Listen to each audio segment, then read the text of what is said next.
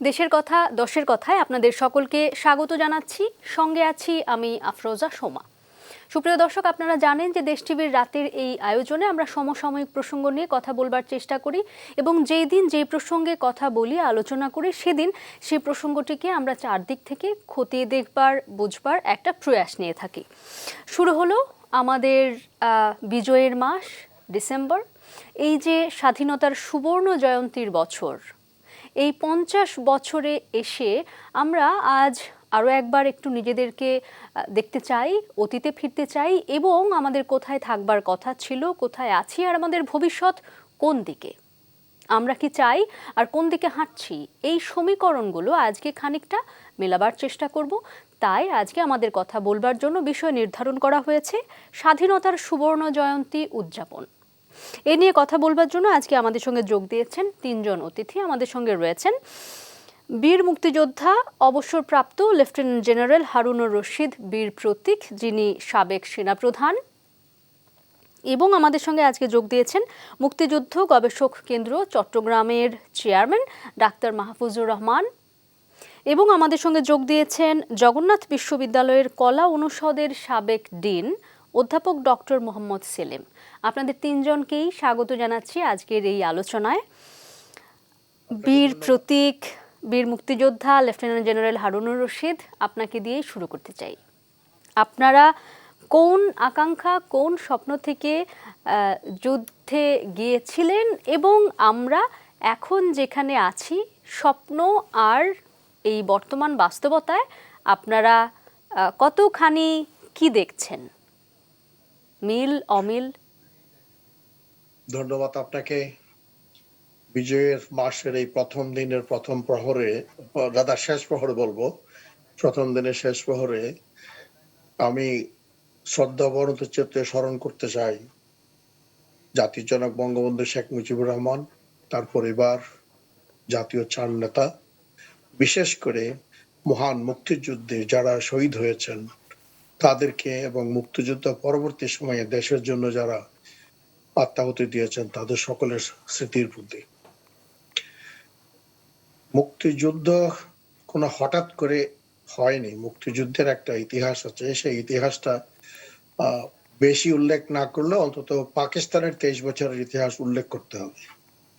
প্রথমত, আপনি যেহেতু জিজ্ঞাসা করেছেন আমরা কি উদ্দেশ্য নিয়ে যুদ্ধে গেলাম, কি পেলাম, কোথায় থাকার কথা ছিল এবং কোথায় আছি, তো প্রত্যেকটি কথার উত্তর দিতে গেলে ঐতিহাসিক বিশ্লেষণ ছাড়া হবে না। আমরা মুক্তিযুদ্ধ করেছি, আমি বলতে চাই এই মুক্তিযুদ্ধটা ছিল আদর্শ ভিত্তিক একটি যুদ্ধ।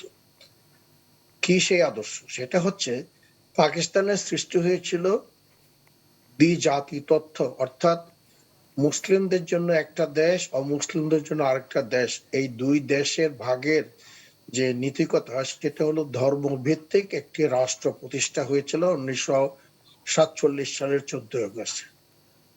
কিন্তু সেই স্বাধীনতা তৎকালীন পূর্ব পাকিস্তানের জনগণকে স্বাধীনতা সুফল দিতে পারেনি। উপরন্তু পশ্চিম পাকিস্তানের শাসক গোষ্ঠীর একটি কলোনিতে রূপান্তরিত হয়েছে। আমাদের অর্থনীতি, সমাজনীতি, মানে সংস্কৃতি, সবকিছুর উপরে জগদ্দলের মতো বসে গেছিল পশ্চিম পাকিস্তানের শাসক গোষ্ঠী।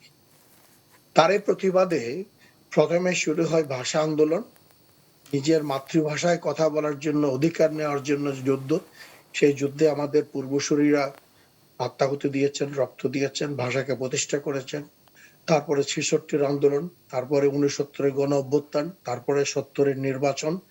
সব মিলে 70-এর নির্বাচনের ফলাফল একটি মাইল ফলক। সেটা হচ্ছে সমগ্র দেশে পাকিস্তান সেনাবাহিনী কর্তৃক পরিচালিত নির্বাচনে তৎকালীন সময়ের আওয়ামী লীগ নিরঙ্কুশ সংখ্যাগরিষ্ঠতা লাভ করে। কিন্তু তারপরেও পাকিস্তান শাসক গোষ্ঠী বাঙালির কাছে ক্ষমতা হস্তান্তর করবে না। তার পরিপ্রেক্ষিতে যে জটিলতার সৃষ্টি হয়, সেখান থেকে উৎপত্তি হয় মুক্তিযুদ্ধের শুরু।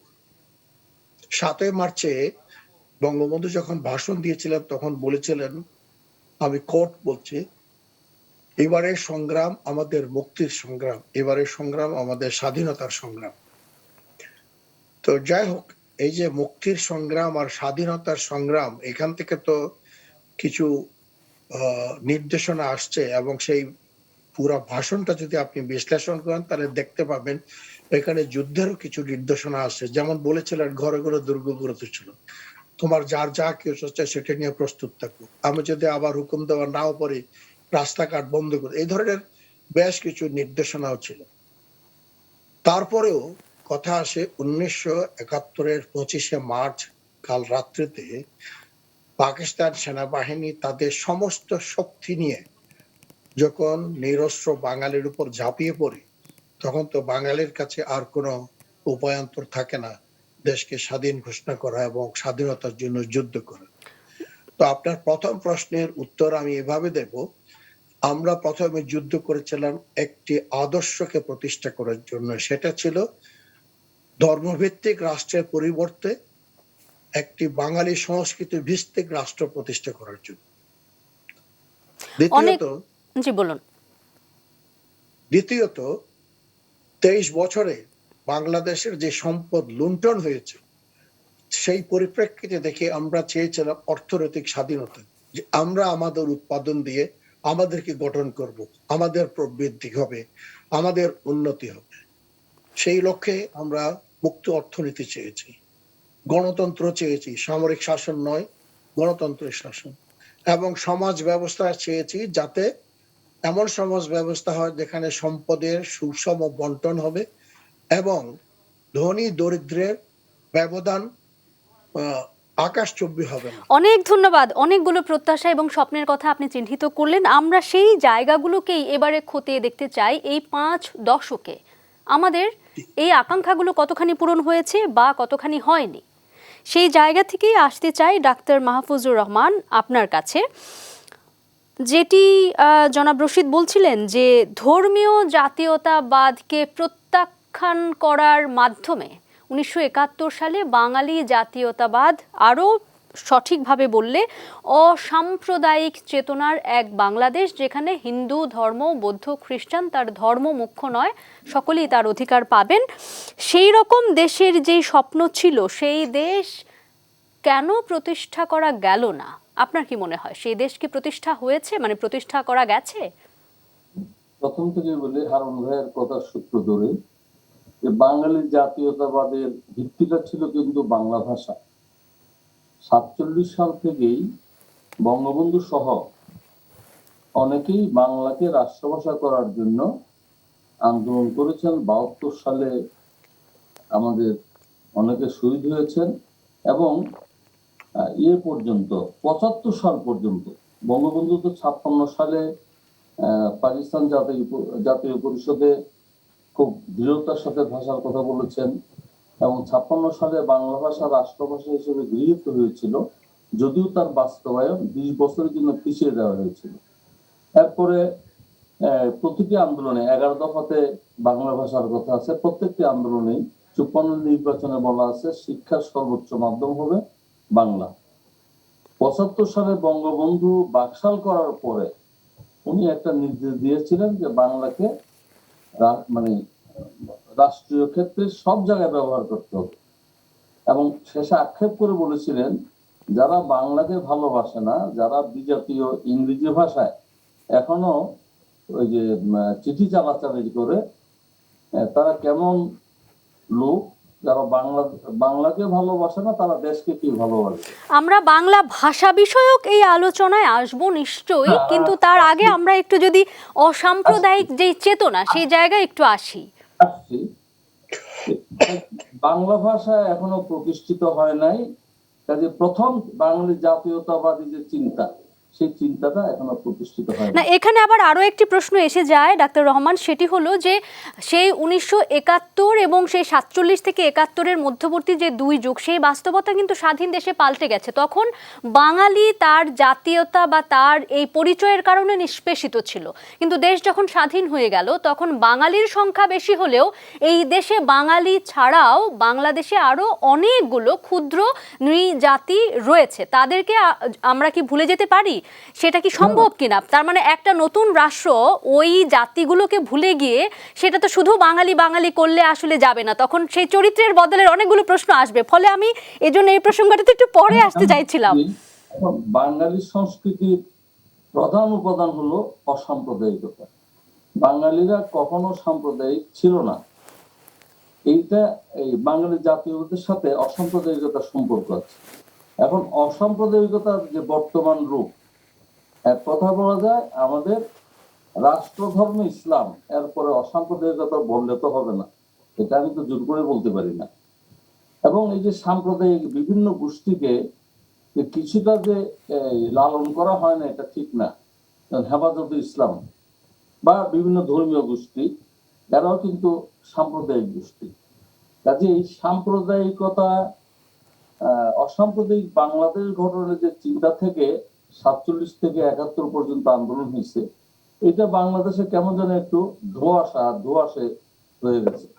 সরকারি দল বলুন আর বিরোধী দল বলুন, এটা বাংলাদেশ এই মুহূর্তে অসাম্প্রদায়িক আছে নামে, কিন্তু রাষ্ট্রধর্ম ইসলাম থাকলে আর আমি এটাকে অসাম্প্রদায়িক বলতে পারি না, আমি অন্তত বলি না। কাজেই অসাম্প্রদায়িক দৃষ্টি বলা যায় যে বাংলাদেশ এখনো পুরা সাম্প্রদায়িক হয় নাই, কিন্তু সেই পথে হাঁটার সম্ভাবনা সৃষ্টি করা হয়েছে অথবা সৃষ্টি হয়ে গেছে।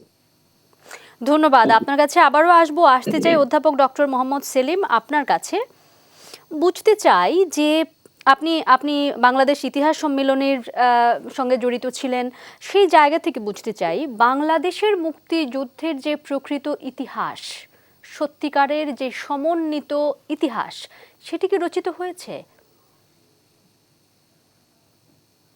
আসলে ধন্যবাদ আমাকে যুক্ত করার জন্য।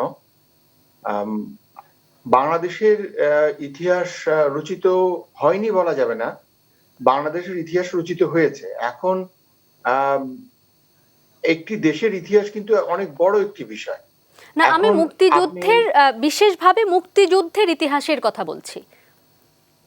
হ্যাঁ, মুক্তিযুদ্ধের ইতিহাসও রচিত হয়েছে আমি বলবো, কিন্তু এখন সমস্যা দেখা দিয়েছে যে মুক্তিযুদ্ধটাকে আমরা যখন যে দল ক্ষমতায় থাকে তারা এমন ভাবে বিষয়টাকে দেখতে চায় যে এর যে একটা সার্বজনীনতা আছে, এর যে একটা সার্বিক এবং অখণ্ডতা আছে, মুক্তিযুদ্ধের যে বিশাল ব্যাপ্তি রয়েছে, যেটি আমাদের বীর মুক্তিযোদ্ধা শ্রদ্ধা হারুনুর রশিদ সাহেব বললেন এবং মুক্তিযুদ্ধের বিশিষ্ট গবেষক ডাক্তার মাহফুজুর রহমান সাহেবও বললেন, যে কিছুটা ইঙ্গিত করেছেন যে এখন মুক্তিযুদ্ধের ইতিহাসটাকে আসলে দলের দৃষ্টিকোণ থেকে দেখাটা কোনোভাবে ঠিক না, বা শাসক দল যারা ক্ষমতায় থাকেন তারা যে দৃষ্টিকোণ থেকে মুক্তিযুদ্ধের ইতিহাসকে দেখেন, সেটাই কিন্তু গণমাধ্যম সহ জাতীয় পর্যায়ে বা জাতীয় গণমাধ্যমগুলোতে প্রাধান্য পেয়ে থাকে। এখন এই প্রবণতা থেকে আমাদের বেরিয়ে আসতে হবে। এখন মুক্তিযুদ্ধের ইতিহাস বলতে আসলে মুক্তিযুদ্ধ অনেকগুলো পক্ষ কিন্তু ছিল, এখন যে যার নিজের ভার্সন তৈরি করে। এখন মুক্তিযুদ্ধের যারা জয়লাভ করেছে তাদের এক ধরনের ভার্সন আছে মুক্তিযুদ্ধের, আবার মুক্তিযুদ্ধে যারা পরাজিত হয়েছে তাদের একটা ভার্সন আছে। মুক্তিযুদ্ধের আপনি যদি বিস্তৃত একটু বড়ভাবে দেখেন তাহলে দেখবেন যে মুক্তিযুদ্ধের যেমন আমরা যারা এই দেশের নাগরিক, এই বাংলাদেশের নাগরিক, আমরা একটা পক্ষ, বাংলাদেশ একটা পক্ষ, পাকিস্তান একটা পক্ষ, ভারতও একটি পক্ষ, অন্তত যদি মোটা দাগে বলি। এর বাইরেও বলা যেতে পারে যে বৈশ্বিক প্রেক্ষাপটেও মার্কিন যুক্তরাষ্ট্র একটি পক্ষ, বা সোভিয়েত ইউনিয়ন একটি পক্ষ, বা চীন একটি পক্ষ, বা মধ্যপ্রাচ্য একটি পক্ষ।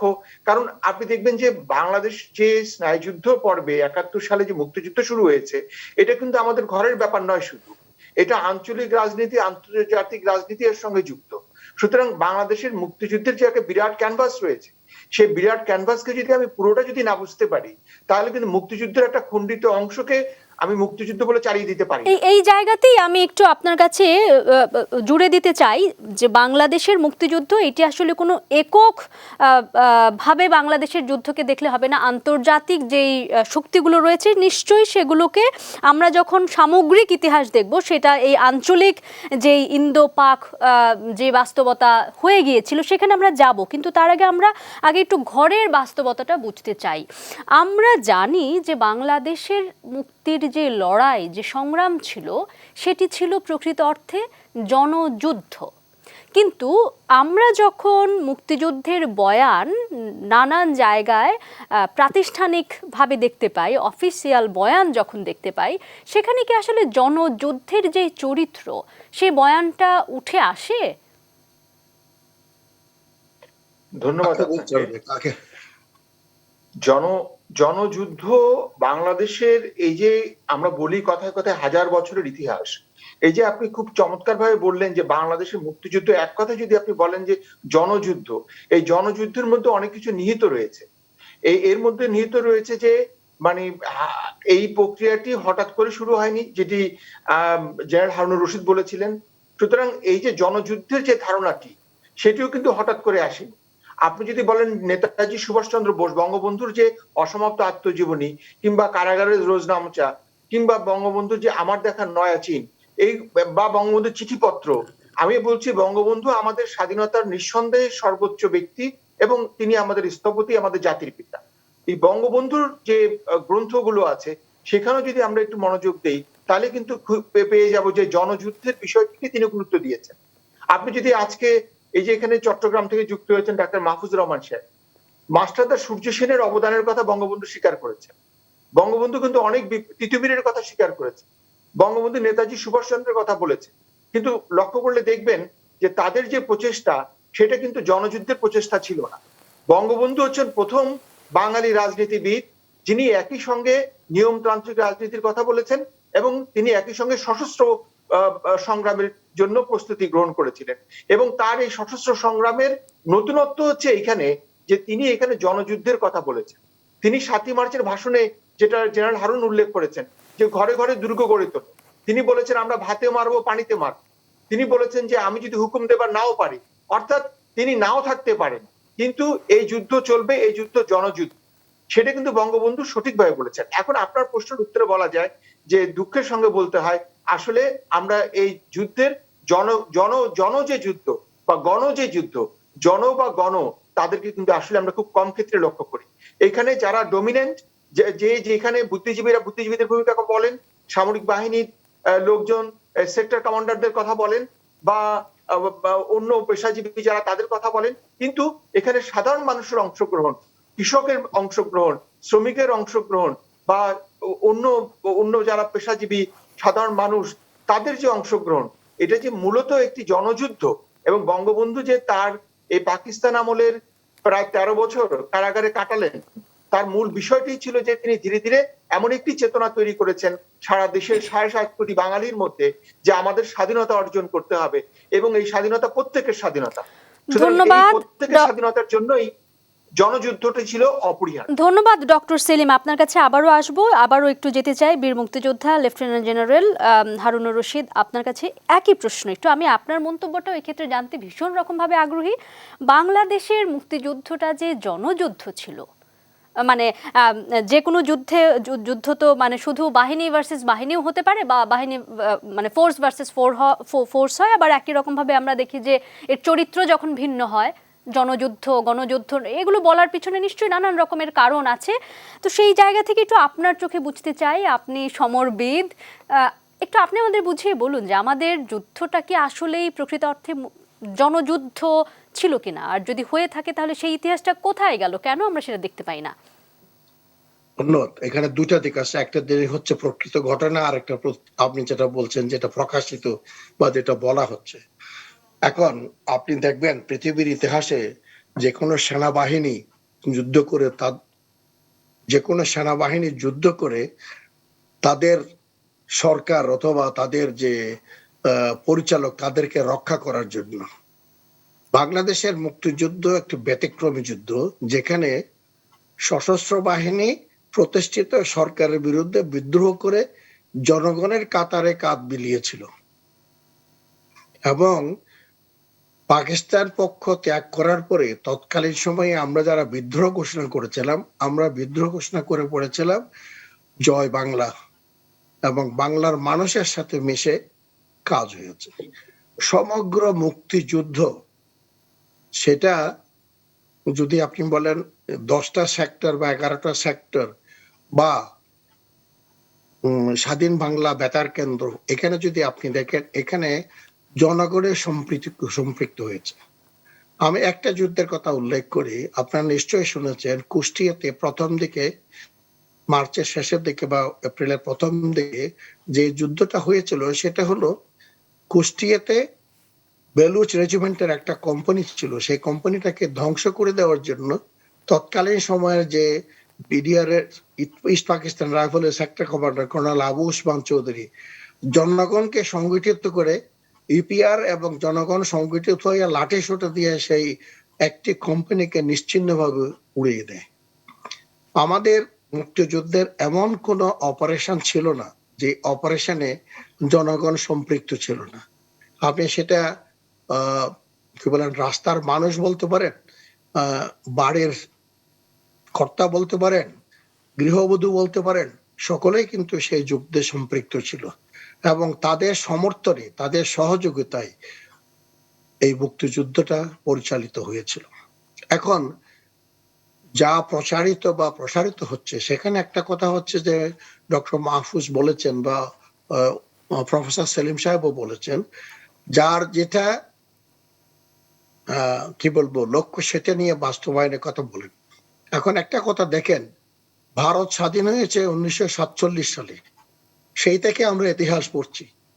পাকিস্তান আমলে এক রকমের ইতিহাস পড়েছি। পাকিস্তান বিলুপ্ত হওয়ার পরে, অর্থাৎ ইস্ট পাকিস্তান বিলুপ্ত হওয়ার পরে ভারতীয়দের লেখাপড়েন, সে অন্য কথা। ব্রিটিশদের যারা স্বাধীনতা দিয়ে গেছে তাদের লেখাপড়েন, সেটা ভিন্ন কথা। কাজেই ইতিহাস এককভাবে কেউ লিখতে পারবে না। এখানে একটু আমি আপনার কাছে বুঝতে চাই, আপনি বলছিলেন যে আমাদের দেশের যুদ্ধ প্রকৃত অর্থেই জনযুদ্ধ, শুধু বাহিনীর যে সংখ্যক মানুষই হন না কেন, জনতার যে সামগ্রিক সমর্থন, তাছাড়া আসলে এটি হতোই না। তাহলে একটু যদি তাকাই যে আমাদের যারা 7 বীর শ্রেষ্ঠ, সেখানেও কি আসলে আমরা এই জনতার কাতার থেকে উঠে আসা কাউকে পেয়েছি, বা এই ধরনের বড় যেই যাকে বলে স্পটলাইটের নিচে আমরা কি এমন কাউকে পেয়েছি? খুব ভালো একটা প্রশ্ন করেছেন। গণপ্রজাতন্ত্রী বাংলাদেশ সরকার যখন খেতাব দেওয়ার জন্য কিছু মানে ক্রাইটেরিয়া নির্দিষ্ট করে, সেখানে ক্রাইটেরিয়াগুলো উল্লেখ ছিল কোন কারণে বীর শ্রেষ্ঠ, কোন কারণে বীর উত্তম, কোন কারণে বীর বিক্রম, কোন কারণে বীর প্রতীক পাবে।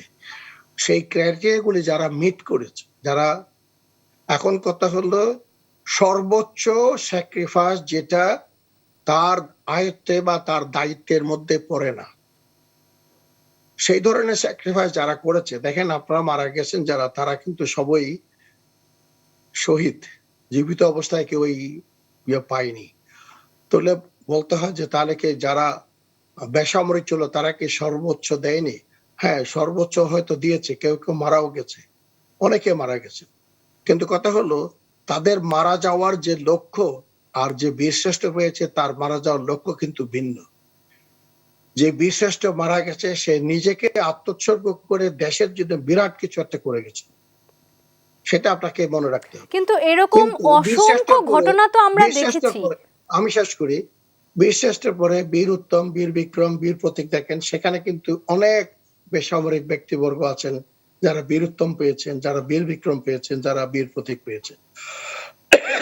তাদের এখন বলা হচ্ছে সরকার কর্তৃক ঘোষিত যে ক্রাইটেরিয়া, সেই ক্রাইটেরিয়া পর্যন্ত যারা পৌঁছাতে পেরেছে তারা বীরশ্রেষ্ঠ পেয়েছে, সেই ক্রাইটেরিয়া পর্যন্ত যারা পৌঁছাতে পেরেছে তারা বীর উত্তম পেয়েছে বা বীর বিক্রম পেয়েছে বা বীর প্রতীক পেয়েছে, বা কেউ কিছু পায়নি। তো সেই হিসাবে সেই ক্রাইটেরিয়া গুলি আপনাকে বুঝতে হবে। নিশ্চয়ই আপনি যে ক্রাইটেরিয়ার কথা বলছেন যে কে কোনটা মিট করতে পারলো, নিশ্চয়ই এটি খুব আলোচনার বিষয়। কিন্তু যারা জীবন দিয়েছেন তাদের মধ্যে বড় অংশই তারা জেনে বুঝে আত্মোৎসর্গ করবার জন্যই যে গিয়েছেন, সেই রকম অসংখ্য প্রমাণ আপনাদের কাছেও রয়েছে, গ্রন্থগুলোতে আমরা যেগুলো পড়ি সেগুলোতে রয়েছে, দেখতে পাই। ফলে যে ক্রাইটেরিয়ার কথা বলা হয় সেটিও আসলে, বা ওই ক্রাইটেরিয়া ওভাবেই একেবারে সাব্যস্ত করে দেওয়া যায় কিনা সেটি নিয়েও আলোচনার সুযোগ আছে কিনা আপনাদের কাছে বুঝতে চাইবো। শুনেন, একটা কথা বলি, একজন বেসামরিক ব্যক্তি মুক্তিযুদ্ধে যোগ দেওয়া আর সেনাবাহিনীতে কর্মরত থেকে সেখান থেকে বিদ্রোহ ঘোষণা করে মুক্তিযুদ্ধে যোগ দেওয়া, দুইটাকে আপনি এক করেন না। প্রথম নিশ্চয়ই কথা হচ্ছে সেনাবাহিনীর থেকে বিদ্রোহ করে আসা, সেই বিদ্রোহ করাটা কিন্তু বিরাট একটি কর্মযজ্ঞ।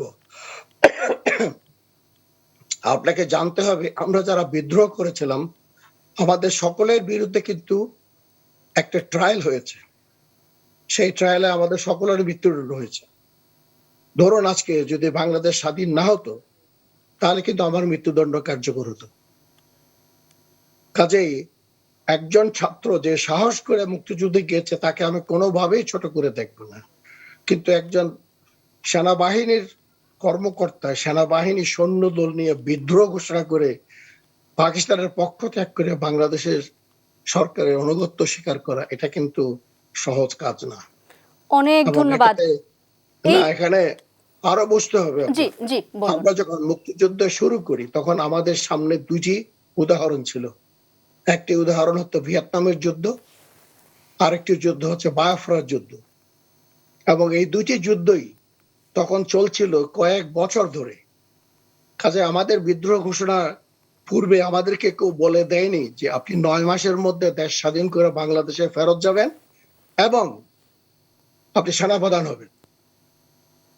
আমাদের কারো কোনো দিনেই নিজের চিন্তায় অবচেতন মনে আমরা বলতে পারিনি যে আমরা কোনোদিন দেশে ফেরত যেতে পারব। আমাদের একমাত্র উদ্দেশ্য ছিল পাকিস্তান দখলদার বাহিনীকে এই দেশ থেকে উৎখাত করতে হবে। কত দিন লাগবে, কত সময় লাগবে, কত রিসোর্স লাগবে সেটা আমরা কিছুই জানি না।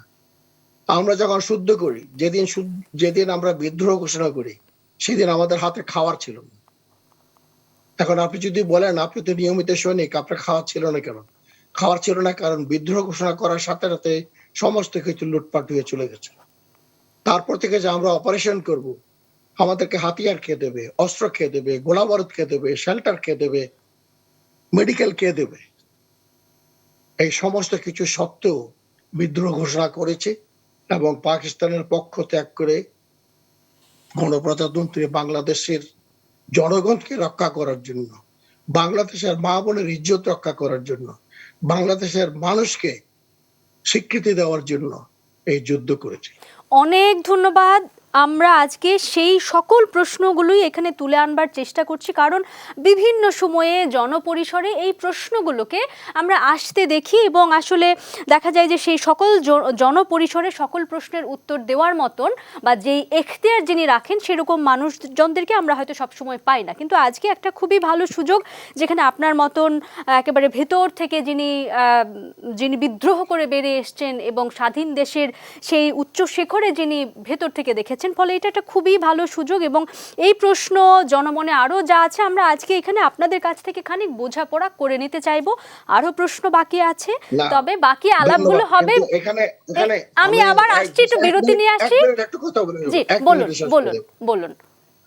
দেশের স্বাধীনতা যুদ্ধে সর্বোচ্চ ত্যাগ করে বেসামরিক সরকার কর্তৃক স্বীকৃত বীর শ্রেষ্ঠ প্রদান করা হয়েছে এবং এটা দেশের জন্য কত বড় সম্মান সেটা এই অল্প পরিসরে বোঝানো যাবে না।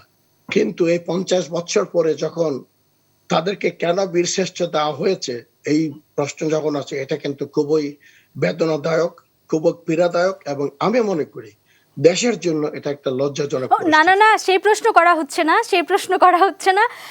আমরা বিভিন্ন সময়ে জনপরিসরে এই ধরনের অনেক এমন বক্তব্য আমরা আসতে দেখি যেগুলো খুবই, আপনি যেটা বলছেন, পীড়াদায়ক, যে যুদ্ধটা আসলে কারা করলো বা কেন করলো বা আদৌ সেখানে এই যে আপনি যে কথা থেকে শুরুই করেছিলেন যে এই অসাম্প্রদায়িক বাংলাদেশের স্বপ্ন, এমনকি এই ধরনের প্রশ্নগুলো এখন যেগুলো আপনার যে পীড়াদায়ক সেই প্রশ্নগুলো আসে। ফলে আসলে যারা আমাদের শুনছেন এবং যারা আপনারা মুক্তিযুদ্ধ করেছেন, একটা স্বপ্ন দেখেছেন এবং নিজের জীবনকে বাজি রেখে সেটার জন্য স্বপ্নকে জয় করবার যে সাহস আপনারা দেখিয়েছেন, ফলে আপনাদের মুখ থেকেই আমরা সেই কাহিনীগুলো জানতে চাই। এবং এই যে দ্বিধার জায়গায় আমরা আজকে পৌঁছে গেছি, 50 বছরে কেন সেই দ্বিধার জায়গায় পৌঁছলাম, সেগুলোকে আসলে আমাদের থাকবার কথা ছিল। যদি না থাকে তাহলে কিভাবে আমরা সেখান থেকে বেরিয়ে আসতে চাই, সেটি হচ্ছে আসলে আমাদের আজকের এই আলোচনার মূল লক্ষ্য। বাকি প্রশ্ন আমরা নিশ্চয়ই আপনাদের কাছে উত্তর জানবার জন্য আসব। এই যে সুবর্ণ জয়ন্তী চলছে আমাদের স্বাধীনতার 5 দশক 50 বছর পূর্তিতে, আসলে আমাদের কোথায় থাকবার কথা ছিল, কত কিছু অর্জন করবার কথা ছিল, কি অর্জিত হয়েছে, কি হয়নি, আর কেনই বা হয়নি, এই প্রশ্নগুলো আমরা একটু খতিয়ে দেখতে চাই। যা কিছু অমীমাংসিত, সেগুলো কেন অমীমাংসিত, কেমন করেই মীমাংসা হতে পারে, আজকে সেই আলাপ আমরা করছি। ডাক্তার মাহফুজুর রহমান, একটু আপনার কাছে আসতে চাই। আলাপে শুরুতেই ঘুরে ফিরে এসছি এবং বিশেষ করে আমাদের বীর মুক্তিযোদ্ধা যিনি আছেন তিনি শুরুতেই বলেছেন যে এই যে অর্থনৈতিক চরম বৈষম্য ছিল, সেই বৈষম্য থেকে মুক্তির আকাঙ্ক্ষা, অর্থনৈতিক মুক্তির আকাঙ্ক্ষা একটা বড় বিষয় ছিল। সে সময় আমরা দেখেছি 22 পরিবার দেশকে পরোক্ষে প্রত্যক্ষে লুণ্ঠন করছে। এই স্বাধীন দেশে আপনাদের যেই একটা সমতার যে স্বপ্ন ছিল, সেটা কতখানি অর্জিত হয়েছে? এখন তো 22 পরিবার নেই। এটা এখন 200 পরিবার হয়েছে, 22,000 পরিবার হয়েছে, এবং এখন যে অর্থনীতিটা চলতেছে এটাকে আমি বলবো লম্পট অর্থনীতি, লম্পট পুঁজিবাদ। পুঁজিবাদের একটা ক্যারেক্টার থাকে। এখন হচ্ছে কি, সরকারি জমির মাথা ভেঙে, সরকারি প্রতিষ্ঠানের মাথা ভেঙে বড় কর প্রতিযোগিতা চলতেছে এবং অসমতা আরো অনেক দূর বাড়ছে। আর জনযুদ্ধের ব্যাপারে যেটা এই হারুন ভাই বলছে, অসংখ্য ধন্যবাদ আপনাকে। এই সেনাবাহিনীর পক্ষ থেকে আপনি স্বীকার করলেন এটা জনযুদ্ধ ছিল এবং প্রমাণটা আপনি দিচ্ছেন। আমি প্রমাণ দিই। এই যে বঙ্গবন্ধুর যে ভাষণটা 47 থেকে 71 পর্যন্ত যে ওনার কাজগুলা ছিল, এইটার ফলগুলো আমরা কেমনে পাইছি? আমি যখন আমার গ্রুপ নিয়ে চট্টগ্রাম শহরে ঢুকছি, চট্টগ্রাম শহরের লোক আমাকে খাইতে দিছে, থাকতে দিছে, তারা দেয় নাই, ধরায় দেয় নাই। এবং আমাদের চট্টগ্রাম শহরের প্রত্যেকটা অপারেশনে জনগণের সমর্থন ছিল, অকুণ্ঠ সমর্থন দিছে। এই যে সমর্থন পাওয়ার কারণটা ছিল ওই যে ধারাবাহিক আন্দোলন, অসহযোগ আন্দোলন, তারেক 69 গণ আন্দোলন, অর্থাৎ জনগণ মুক্তিযুদ্ধের জন্য মনে হয় তৈরি হয়েছিল। এবং এটা বলা যায় যে এটা জনযুদ্ধ ছিল, আমরা ছিলাম সেটার অগ্রবর্তী বাহিনী মাত্র। অর্থাৎ জনগণের পক্ষে যুদ্ধটা হয়েছে। এবং সেনাবাহিনীর হারুন ভাইও যে ইতিহাস আমরা জানি, সেটা হলো ওনার প্রতি পদে পদে জনগণের সমর্থন পেয়েছে। এখন জনগণ যদি আগের থেকে তৈরি না থাকতো, তাহলে হঠাৎ করে এই সমর্থনটা আসতো না। আর ওই যে মূল প্রশ্নের যে এটা বৈষম্য আরো বাড়ছে, সেদিকে যাচ্ছে না, এটা আমাদের নেতাদের যে আন্তরিকতা নাই তা না, সেটা নেতাদেরই বের করতে হবে কি করে বৈষম্যটা কমানো যায়, কি করে বঙ্গবন্ধুর সেই বৈষম্যহীন বাংলাদেশে দেশকে নিয়ে যাওয়া যায়। এটা ভাবার দায়িত্ব এখন যারা রাজনীতি করছেন তাদের। ধন্যবাদ। ডক্টর সেলিম, একটু আপনার কাছে আসতে চাই, বুঝতে চাই যেই বাংলাদেশের কথা আপনারা বলছেন এবং বিশেষ করে খানিকক্ষণ আগে এখানে 7ই মার্চের ভাষণের কথা এসেছিল, যেখানে বলা ছিল এবারের সংগ্রাম আমাদের মুক্তির সংগ্রাম, এবারের সংগ্রাম স্বাধীনতার সংগ্রাম। আমরা দেখেছি আমরা পতাকা পেয়েছি, মানচিত্র পেয়েছি, স্পষ্টত স্বাধীনতা এসেছে, কিন্তু মুক্তি বলতে যে সামগ্রিক আকাঙ্ক্ষা ছিল, সেটি কতখানি অর্জিত হয়েছে? ধন্যবাদ আপনাকে। আসলে একটা বিষয় আমার মনে হয় আমাদের একটু মনোযোগ দেওয়া প্রয়োজন। সেটি হচ্ছে, আমরা যদি শুধু বাংলাদেশের মুক্তিযুদ্ধ নয়, আমরা যদি ফরাসি বিপ্লবের কথা ভাবি, আমরা যদি রুশ বিপ্লবের কথা ভাবি, তো অর্থাৎ একটি রাষ্ট্রে, একটি ভূখণ্ডে, একটি জাতির জীবনে যখন মুক্তিযুদ্ধের মতো ঘটনাগুলো ঘটে বা একটা বিপ্লবের মতো ঘটনা ঘটে, সেটা কিন্তু চট করে আপনার 25 বছরে বা 50 বছরে সেখানে কিন্তু সবকিছু অর্জিত হয়ে যাবে আমার মনে হয় না। ইতিহাসের একজন সামান্য ছাত্র হিসেবে আমি মনে করি যে একটি জাতির জীবনে 50 বছর খুব একটি বড় সময় নয়। সুতরাং এইটা একটি দিক। সুতরাং আমি মনে করি যে বাংলাদেশ, যে বঙ্গবন্ধুকে আমরা আমাদের জাতির পিতার যে স্বপ্নের বাংলাদেশের কথা যদি আমরা বলি, সেই জায়গাটিকে যদি ধরতে চাই, বঙ্গবন্ধু কিন্তু পাকিস্তান আন্দোলনে যুক্ত হয়েছিলেন, কিন্তু তার লক্ষ্যটি কিন্তু মোটেই জেনারেল হারুন সাহেব যেটা বললেন যে পাকিস্তান প্রতিষ্ঠার যে দ্বিজাতি তত্ত্বের ভিত্তিতে, বঙ্গবন্ধু কিন্তু সেভাবে দেখেননি। বঙ্গবন্ধু মুসলিম লীগের একজন সেই সময়ের তরুণ একজন বেশ উদীয়মান সরওয়ার হোসেন সৈয়দ সরওয়ার্দীর একজন ঘনিষ্ঠ যুবক কর্মী হিসেবে ছিলেন, কিন্তু তার দৃষ্টিতে কিন্তু অর্থনৈতিক সমৃদ্ধি, অর্থনৈতিক আকাঙ্ক্ষা, অর্থনৈতিক মুক্তির আকাঙ্ক্ষা, সেই পরিপ্রেক্ষিত থেকে বঙ্গবন্ধু মুসলিম লীগের রাজনীতির সঙ্গে যুক্ত হয়েছিলেন, পাকিস্তান আন্দোলনে যুক্ত হয়েছিলেন। বঙ্গবন্ধু কিন্তু তার রাজনীতির যে দর্শন সেখান থেকে একটু সরেননি। তিনি 47-এ যে দর্শন নিয়ে যে আসলে তিনি চেয়েছিলেন যুক্ত বাংলা, যেটা হোসেন সৈয়দ সরওয়ার্দী এবং শরৎ বোসের প্রস্তাব ছিল। তো বঙ্গবন্ধু কিন্তু 47 সালের সেপ্টেম্বর মাসে বলেছেন যে পাকিস্তান যে হলো এটি একটি উপনিবেশে পরিণত হয়েছে পূর্ব বাংলা, অর্থাৎ তখনও কিন্তু তিনি বাংলাদেশে পূর্ব পাকিস্তানে আসেননি। তখন তিনি কলকাতার দাঙ্গা কবলিত যে কলকাতার অবস্থা, সেখানে দাঙ্গার পরিস্থিতি নিয়ন্ত্রণে কাজ করছেন হোসেন শহীদ সরওয়ার্দীর সঙ্গে।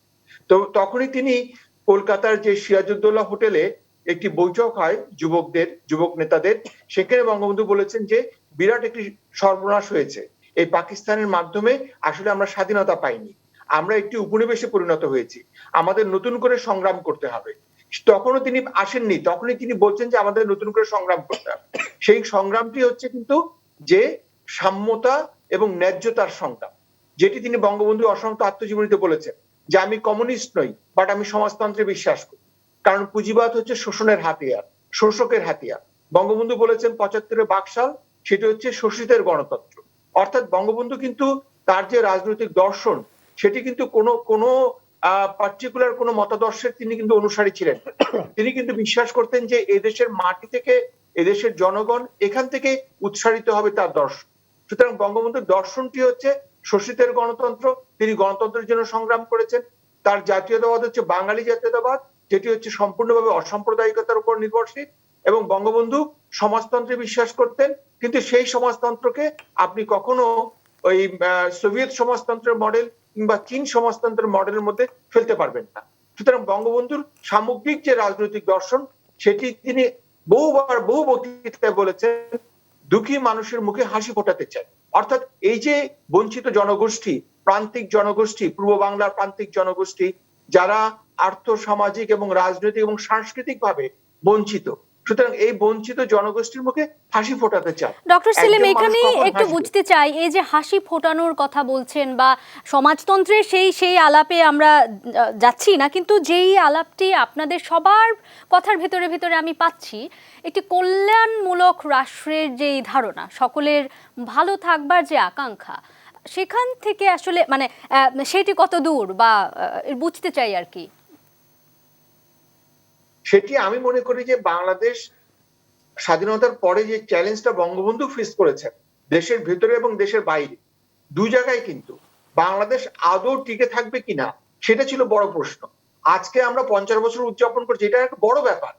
72 সালে কিন্তু বাংলাদেশ আদৌ তার এই স্বাধীনতাকে ধরে রাখতে পারবে কিনা, যে কারণে আপনি লক্ষ্য করবেন বঙ্গবন্ধু 73 সালে 72 সালে বহু বক্তৃতায় বলেছেন বাংলাদেশ টিকে থাকবে, বাংলাদেশের স্বাধীনতা কোনোদিন কেউ খর্ব করতে পারবে না। এই কথাগুলো কেন বলেছেন? নিশ্চয়ই হুমকি ছিল, দেশের ভিতর থেকে হুমকি ছিল, দেশের বাইরে থেকেও হুমকি ছিল।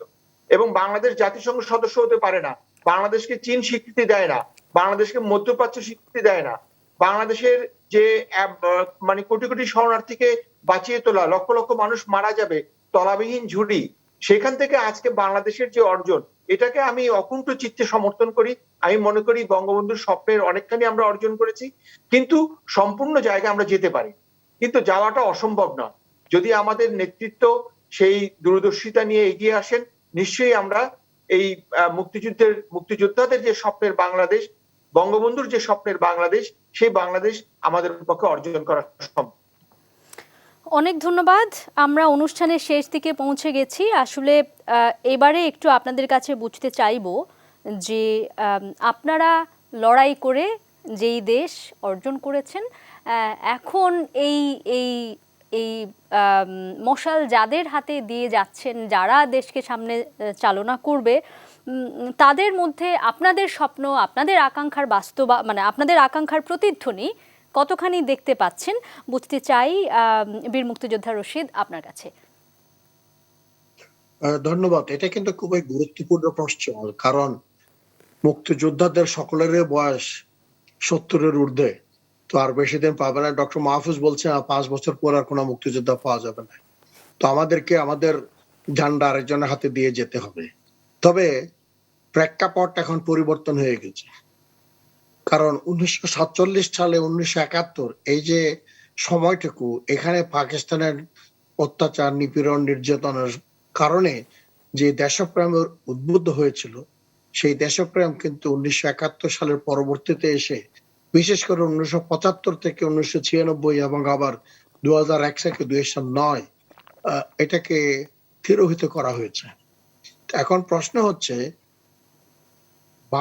বাংলাদেশ পৃথিবীর যে পরিবেশ, সেই পরিবেশের থেকে বাইরে নয়, এখন বাস্তববাদী এবং বস্তুবাদী সমাজ। এই বস্তুবাদী সমাজে আমার মনে হয় দেশাত্মবোধের কথাটা অনেকটা ম্লান হয়ে যায়।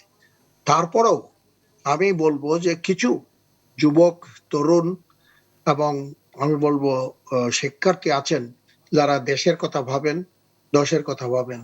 আজকে শুধু একটা কথা আমি উল্লেখ করতে চাই, সেটা হচ্ছে, দেখেন, বিশ্ববিদ্যালয়ে যে ছেলেটি পড়ছে, আমি একেবারে কোন রকমের এক্সেপশন বাদ দিয়ে সবার কথাই বলছি, সবারই কিন্তু শয়নে স্বপনে মরণের চিন্তায় একটা কথা, যে আমাকে দেশের বাইরে যেতে হবে।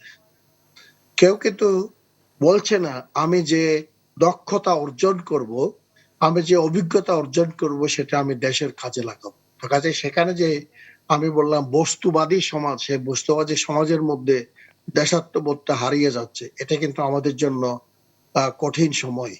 দেখেন, এখন আমরা দেশের উন্নয়নের জন্য ইঞ্জিনিয়ার আনি চায়না থেকে, ডাক্তার আনি, ডাক্তারের জন্য যাই ইন্ডিয়াতে অথবা থাইল্যান্ডে।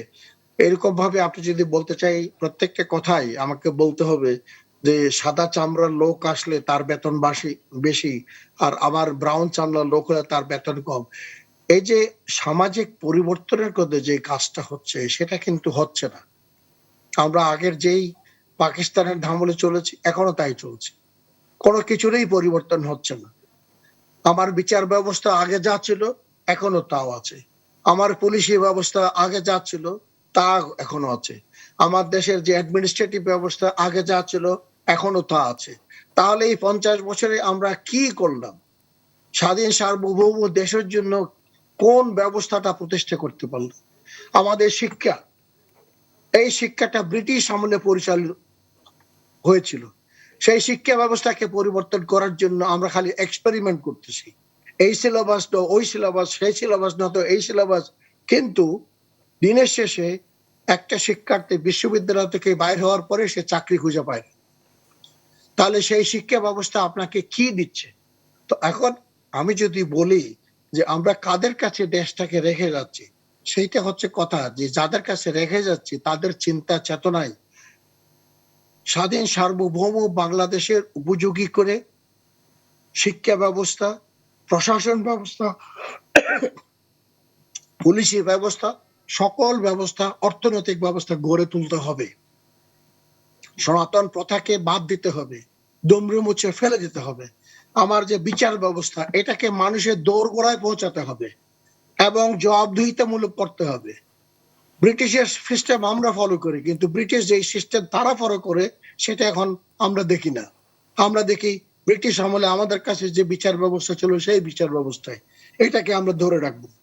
কাজেই আমার কথা একটু কঠিন হলেও বাস্তবে বলতে চাই, আমাদের দেওয়ার জন্য যারা প্রস্তুত তাদেরকে দিতে হবে ওইটা বলে যে সমাজের পরিবর্তন আনতে হবে, যে পরিবর্তনের মাধ্যমে মুক্তিযুদ্ধের আদর্শকে প্রতিষ্ঠা করা যাবে। সনাতন পদ্ধতিতে মুক্তিযুদ্ধের আদর্শ প্রতিষ্ঠিত হবে না, এটাই হচ্ছে কথা। শুধু একজনে ডক্টর মাহফুজ বলেছেন কনস্টিটিউশনে বিসমিল্লাহির রহমানির রহিম থাকবে, রাষ্ট্রধর্ম ইসলাম থাকবে, আর মুখে মুখে আমি বলবো যে আমি অসাম্প্রদায়িক রাষ্ট্র। এটা হয় না, এটা এক ধরনের হিপোক্রেসি আমি বলবো। কাজেই সেই হিপোক্রেসি থেকে বেরিয়ে আসতে হবে। What ever I want to say, আমি যদি এটাকে ইসলামিক রিপাবলিক করি, চলেন গণভোট নেই, জনগণের কাছ থেকে ভোট নিয়ে বলি এটাকে ইসলামিক রিপাবলিক হবে, না নাকি গণপ্রজাতন্ত্রী বাংলাদেশের কথা আমরা যেটা মুক্তিযুদ্ধ বলেছি সেই দেশ থাকবে। Once for all let us finish it. এখনো পর্যন্ত আমি দেশের নাগরিকত্ব আমি ঠিক করতে পারলাম না, আমি কি বাংলাদেশি হব না আমি বাঙালি হব।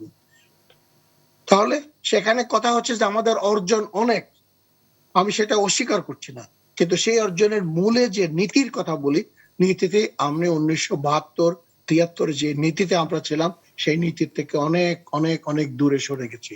সেখান থেকে আমাকে ফেরত যেতে হবে এবং এই সমাজের কথা চিন্তা করে, মানুষের পরিবর্তনের কথা চিন্তা করে সবকিছুকে নতুন করে সাজাতে হবে।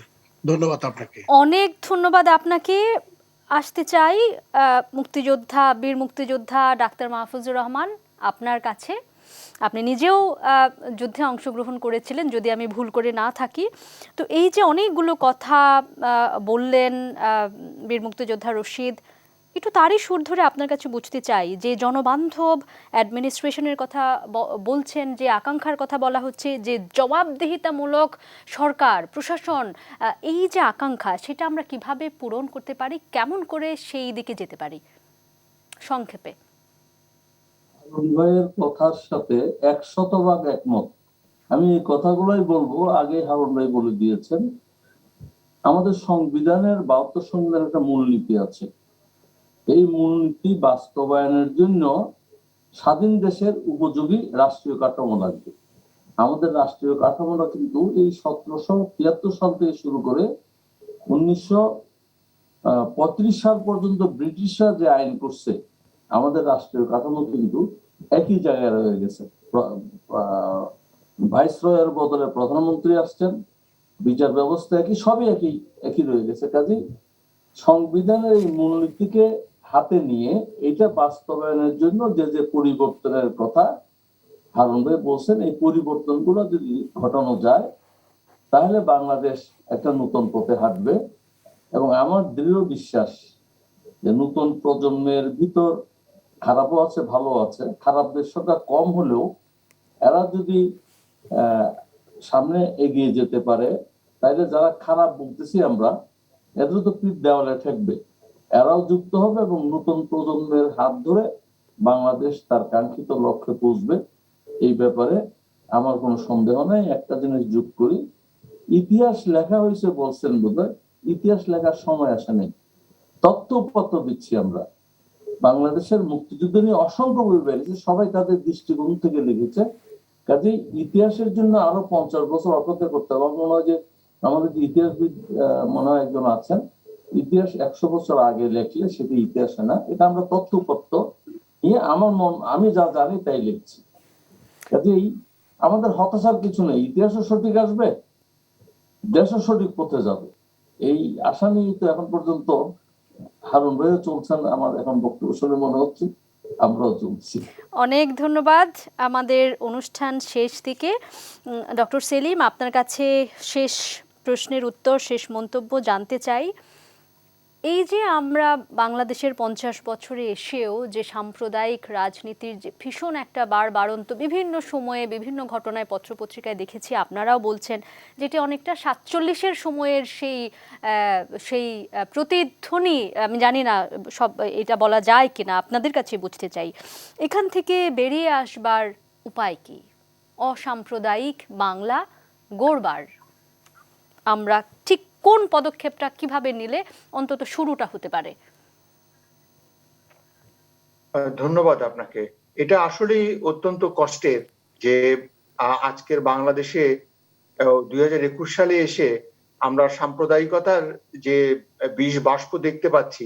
শুধু তাই না, এই যে কিছুদিন আগে দুর্গাপূজা উপলক্ষে যে ঘটনাগুলো ঘটেছে বাংলাদেশে, এটা অকল্পনীয় এক কথায়। আমার অনেক সহকর্মী মানে তারা হিন্দু ধর্মাবলম্বী সহকর্মী, তারা আক্ষরিক অর্থে কেঁদেছেন। তো এটা কিন্তু এই বাংলাদেশে 2021 সালে এসে একজন বিশ্ববিদ্যালয়ের শিক্ষক, জগন্নাথ বিশ্ববিদ্যালয়, আমার সহকর্মীর কথা বলছি, তারা কিন্তু কেঁদেছেন এই এই এই এই দাঙ্গার কারণে, এই সাম্প্রদায়িকতার সহিংসতার কারণে। তো সুতরাং এটা আমার কাছে মানে আমার সত্যি ভীষণ মন খারাপ হয় এবং খুব কষ্ট লাগে। এবং আমার মনে হয় করণীয় জায়গাটি হচ্ছে এই যে আমাদের যে শিক্ষা ব্যবস্থা, আমাদের যে পাঠ্যক্রম, এবং সেই জায়গা থেকে আমাদের শুরু করা প্রয়োজন। আসলে পরিবার থেকেই দরকার। অসাম্প্রদায়িকতা কিন্তু আহ, একটি কেবলমাত্র সংবিধানে লেখা একটি আদর্শের কথা নয়, এটি কিন্তু ব্যক্তির জীবনে চর্চার বিষয়। এই চর্চাটা কিন্তু শুধু একটি পরিবার থেকে হতে হবে, শিক্ষা প্রতিষ্ঠান থেকে হতে হবে, আমাদের আশেপাশে সব জায়গায় হতে হবে। একজন মানুষকে মানুষ হিসেবে দেখা, যেটা বঙ্গবন্ধু তার অসংখ্য আত্মজীবনীতে একাধিকবার উল্লেখ করেছে, যে আমি মানুষকে মানুষ হিসেবে দেখি, তার ধর্মীয় পরিচয় বিবেচনা করি না। এই যে ধর্মীয় পরিচয় বিবেচনার বাইরে মানুষকে মানুষ হিসেবে মূল্যায়ন করা, মানুষ হিসেবে দেখা, এটি একটি জরুরি বিষয়। আরেকটি যেটি আমি সম্পূর্ণ একমত, যে আমাদের রাষ্ট্রধর্ম ইসলাম, এটা রেখে, কারণ এই রাষ্ট্রের জন্য হিন্দু, মুসলমান, খ্রিস্টান আমরা সবাই বাঙালি। এই যে মুক্তিযুদ্ধের যে প্রস্তাব, এবং সবাই যুদ্ধ করেছে, সেখানে কিন্তু এটা কোনোভাবেই কাঙ্ক্ষিত নয়। আমরা জানি না যে রাজনীতির অনেক মারপ্যাচ থাকে, অনেক কৌশল থাকে, সেই কারণে হয়তো এগুলো করা হয়। আবার হেফাজতে ইসলামের মতো সাম্প্রদায়িক সংগঠনের সঙ্গে আমাদের যখন উচ্চ পর্যায়ের ব্যক্তিদের দেখি, তাহলে হতাশা আরো বৃদ্ধি পায়। কিন্তু সুতরাং সামগ্রিকভাবে আমি মনে করি যে এখানে সরকারের দিক থেকে, সমাজের দিক থেকে প্রত্যেকের করণীয় রয়েছে। আসলে আমাদের মনস্তত্ত্বের মধ্যে অসাম্প্রদায়িকতাকে নিয়ে আসতে হবে। তাছাড়া কিন্তু আসলে এই বিষ বাষ্প থেকে আমরা এই বিষ থেকে, এই ক্ষত থেকে আমরা বেরোতে পারবো। অনেক ধন্যবাদ অধ্যাপক ডক্টর মোহাম্মদ সেলিম, বীর মুক্তিযোদ্ধা ডাক্তার মাহফুজুর রহমান এবং বীর মুক্তিযোদ্ধা অবসরপ্রাপ্ত লেফটেন্যান্ট জেনারেল হারুনুর রশিদ, বীর প্রতীক। আপনাদের তিনজনকেই দেশের কথা দশের কথার পক্ষ থেকে অনেক ধন্যবাদ এতক্ষণ আমাদের সঙ্গে থাকবার জন্য এবং আপনাদের নিজেদের অভিজ্ঞতা, অনুভূতি, বক্তব্য আমাদের দর্শক যারা আছেন তাদের সঙ্গে শেয়ার করবার জন্য। সুপ্রিয় দর্শক, আপনারা শুনছিলেন যে আমাদের সঙ্গে আজকে যারা ছিলেন সেই মানুষও ছিলেন যিনি যুবক বয়সে একটি প্রতিষ্ঠিত রিপ্রেসিভ বাহিনীর বিরুদ্ধে গিয়ে রুখে দাঁড়িয়ে বাংলার স্বাধীনতার জন্য তিনি জনতার কাতারে এসে দাঁড়িয়েছিলেন, যুদ্ধ করেছিলেন। এবং আমাদের সঙ্গে সেই মানুষেরাও আছেন যারা ইতিহাস নিয়ে গবেষণা করেছেন, করছেন এতদিন ধরে। সব মিলিয়ে তাদের বক্তব্যের মূল সার সংক্ষেপে বলতে হলে ব্যাপারটি অনেকটা এরকম যে এই 50 বছরে অর্জন নিশ্চয়ই হয়েছে, কিন্তু আজকে যখন আমরা অনেকটা উপলব্ধির জায়গায় এসে বসেছি, ফিরে দেখতে চাইছি এবং ভবিষ্যৎ দেখতে চাইছি, তখন তারা বলছেন যে আসলে আমরা যেইখানে এই মুহূর্তে আছি সেখান থেকে আসলে আমাদের খোল নলচে পাল্টে ফেলতে হবে। কারণ দেশ স্বাধীন হলেও আপাত অর্থে দেশের ভেতরে কল কবজা যা কিছু রয়েছে সব সেই মানধাতার আমলের ঔপনিবেশিক কায়দায় এবং সেই পাকিস্তানেরই অনেকটা প্রেতাত্মারই প্রতিধ্বনি নানান জায়গায় ভেতরে ভেতরে চলছে। ফলে যারা স্বপ্নটা দেখেছিলেন, যুদ্ধটা লড়েছিলেন, তারা বলছেন এগুলো পাল্টাতে হবে আপাতমস্তক, নইলে আমাদের যেইভাবে যা চলছে সেটিকে, আমি যদি বীর মুক্তিযোদ্ধা লেফটেন্যান্ট জেনারেল হারুনুর রশিদের কথা থেকে কোট করে বলতে চাই, তিনি বলছেন এই হিপোক্রেসি এখান থেকে বেরিয়ে আসতে হবে এবং এর জন্য আমাদের যে সঠিক ইতিহাস যে রচনার কাজ সেটিও আসলে এখনো সম্পন্ন হয়নি। কারণ এখনো তথ্য উপাত্ত আসছে বলে মনে করছেন, এখনো বিভিন্ন দৃষ্টিভঙ্গি থেকেই ইতিহাসকে দেখা হচ্ছে, ঘটনাগুলোকে দেখা হচ্ছে। সেখানে এই যে জনযুদ্ধ, প্রকৃত অর্থে দেশের মানুষের যেই একটা জোয়ার এসেছিল, সেখানে বাহিনী হোক, নেতারা হোক, তারা সুরে সুর মিলিয়ে, কাঁধে কাঁধ মিলিয়ে একত্রিত হয়ে এই দেশের জন্য লড়েছিলেন। ফলে এখানে সেই কাহিনীও এখনো সেইভাবে লিপিবদ্ধ হয়নি, সেগুলো হতে হবে বলে তারা মনে করছেন। এবং সবচেয়ে গুরুত্বপূর্ণ যেটি তারা বলেছেন যে যারা স্বাধীনতার স্বপ্ন দেখেছিলেন তারা তাদের কাজটি করেছেন। এখন যারা দেশকে এগিয়ে নিয়ে যাবে, যে অর্থনৈতিক বৈষম্য সেখান থেকে মুক্তি এনে দেবে এবং যে সামাজিক বৈষম্য সেখান থেকে মুক্তি এনে দেবে, সামাজিক ন্যায্যতা প্রতিষ্ঠা করবে, এগুলো প্রতিষ্ঠা করবার জন্য এখন মূল শক্তি আমাদের তরুণ প্রজন্ম। ফলে তাদেরকে সত্যিকার অর্থে দেশপ্রেমের যে দীক্ষা, যে শিক্ষা, সেটি দিতে হবে এবং এটা দেওয়ার জন্য পরিবেশ পরিস্থিতি তৈরি করতে হবে। দেশের ভিতরেই বৈষম্য জারি রেখে এই পরিবেশ তৈরি করা সম্ভব নয়। ফলে রাজনৈতিক নেতাদের যেরকম এখানে সদিচ্ছা প্রয়োজন একই রকমভাবে নাগরিক সমাজের ভেতর থেকেও জাগরণ প্রয়োজন, ধাক্কা প্রয়োজন। নইলে হয়তো যে স্বাধীনতা এসেছে কাগজে কলমে, কিন্তু প্রকৃত অর্থে স্বাধীনতার স্বাদ যেখানে বঙ্গবন্ধু বলেছিলেন মুক্তির সংগ্রাম, সেই মুক্তি হয়তো হাতে আসতে আরও বহু সময় লেগে যাবে। আপনারা যে যেখানে আছেন সবাই ভালো থাকুন, সুস্থ থাকুন, নিরাপদে থাকুন, এই আকাঙ্ক্ষায় আজকে এখানেই বিদায় নিচ্ছি। শুভরাত্রি।